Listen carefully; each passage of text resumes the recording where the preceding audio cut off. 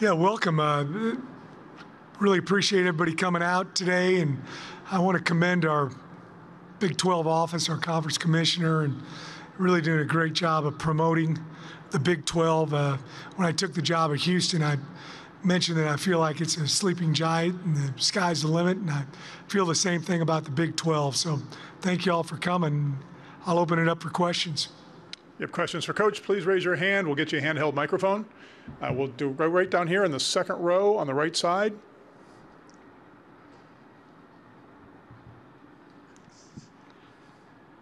Kenneth Berry, Touchdowns and Tangents. Coach, you built a prestigious program at Tulane. Now, coming to Houston, how do you kind of maintain some of the intangibles that you helped elevate that program to this one, on top of trying to replace, a second-round pick in Patrick Paul? Yeah. When you take over a program, I've had a few different programs. This will be the 6th program that I've been a head coach at, and there's some similarities, but there's also a lot of differences. So you have some non-negotiables with how you do things with your football program, but then you got to do a good job of learning about University of Houston and what works at Houston might not necessarily work at one of the other places I was at, or vice versa.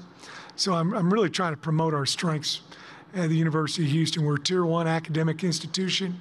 Our president has done an outstanding job of increasing enrollment. We've got 48,000 students. And then the other part that I think is so important in this day and age is, we're at the epicenter of football in the world, Houston, Texas. So I love the fact that I didn't have to get in my car I didn't have to get on a plane to go recruit. I just stayed in my car the whole time when I went out recruiting, and there's plenty of great players throughout the state of Texas. Patrick Paul, we're very proud of him. He's a second-round draft pick. That's going to be a position that we're going to have to do a good job with the guys we have there, offensive line. I've got one returning starter, Tank Jenkins, but I got about 7 or 8 guys that are competing for those other 4 spots on the offensive line. Left side, second row on the center aisle. Yeah, Richie Obey, Playmakers KU. So in a conference with a lot of good running backs, it's easy for some of them to go under the radar. Do you feel Parker Jenkins in a few months is going to be more than on the radar? Yeah, I think he's a very good running back. We've got a good stable of backs. I'm very impressed with those guys this spring. One of the things that we're going to do is play a lot of guys the first few weeks, kind of figure out the rotation, how many guys, which guys should be playing 50, 60 snaps, which guys should be playing 10, 20. And that'll be decided after a couple of weeks, because I haven't done a lot of live action with these guys. But Parker has certainly had a great spring and summer, and, he's got everything you're looking for in a back. He can run inside, he can run out in the perimeter. He's great at blocking, both as in the run game and also in the pass game, and also is a very capable receiver and can play a little bit for you in the kicking game. So he's a quality back, no question. All right, we'll go to the right side, halfway back on the aisle. Coach Fritz, Alex Blackburn, College Football Dogs. Given your roots in Shawnee Mission, Kansas, and your playing career in Pittsburgh State, how excited are you to get back to the state of Kansas? Well, that'll be fun. I've had, I don't know how many people. I just got back from Kansas City a few weeks ago, and I've had hundreds of requests for tickets. We go up there and play in October or whenever it is. I'm not quite sure. So I'm sure that'll be a busy weekend for my wife, doling out all the tickets. But, I went to Shawnee Mission Northwest High School, and they were also nicknamed the Cougars. So I guess this was going to come to be one way or the other. All right, we'll stay on the right side, about a third of the way back. Hi, Coach. Jacob Richmond, Lone Star Live. Thank you for your time today. With this being your first season with the program, second season for Houston in the Big 12, how do you go about setting expectations for yourself and for the team? Well, we've got high expectations, just like all the coaches who got up here. We want to win every one of these ball games that we play this season. It's the difference between myself and the other coaches, I guess, would be it's the first year I've been with these guys and just learning what they do well and and maybe their weaknesses, and try to keep them away from doing those types of things. And that's a process, learning about your team early in the season. Spring ball is great. Summer workouts are outstanding, but there's nothing that compares to really playing real games. So we'll find out a lot about ourselves after the first couple weeks. Okay, we'll stay on the right side here, second row in the middle. Coach Lynn Herring to Stay Alive Power 5. How you doing today? Good. That's good to hear. So it's no mystery. Everyone knows the Houston area is a very fertile recruiting area. I mean, you have SEC teams like LSU coming in and invade the area for talent every year. How do you plan on utilizing that and making a big impact in the Big 12?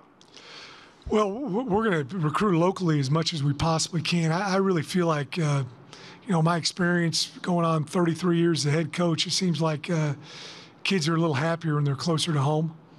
Parents are able to come see them play. They're able to go, like what happened to us, our thoughts and prayers go out to the people in Houston right now. But, we had a bunch of the kids who were able to go back home and kind of take care of business and help their people out because of how close our university is and where they're from. So Houston is going to be a big part of our recruiting, the whole state of Texas. We're going to go into Louisiana also. It's, I was there for 8 years at Tulane, know a lot of people over there, but we're really trying to make it every kid that we recruit have it be drivable distance for them. And, as I said before, I think Houston's got the greatest recruiting in the nation. Again, if you have a question, please raise your hand. We'll get you a handheld microphone. We're on the right-hand side, halfway back on the aisle. Coach Fritz, college football dogs. Let me get to my question here. Sorry. How valuable is Donovan Smith's experience, and what does it mean for the overall chemistry of the team? I've been so impressed with Donovan. He was injured during the spring, wasn't able to participate, but he was in every single practice all the way. Unbelievable leader. He's a big, tall guy, 6'5", 6'6", 235, great speed, great movement. He's a true dual threat quarterback, which usually guys, you hear that and they do one or the other much better. He does an excellent job throwing the ball, the 1 ball, 2 ball, 3 ball, I kind of call it. And just his football IQ is just off the charts. His father's a running back coach with the Indianapolis Colts. I think he's in here someplace maybe, but he's born and bred football, and we're looking for an outstanding season out of Donovan this fall. We'll go to the left side, first row in the middle. Coach Todd Kaplan, the Daily Toreador. I just asked this question a minute ago, but you're a Texas team as well. Can you speak on the importance of those in-state rivalries and keeping them alive, even though some of those teams have left the conference now?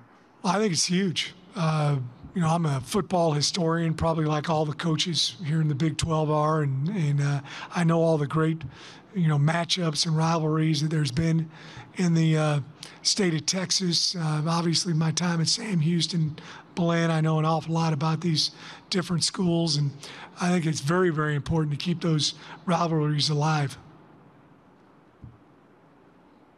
Again, if you have a question, please raise your hand. Okay, no further questions. Coach, thank you for your time. Go Cougs, thank you.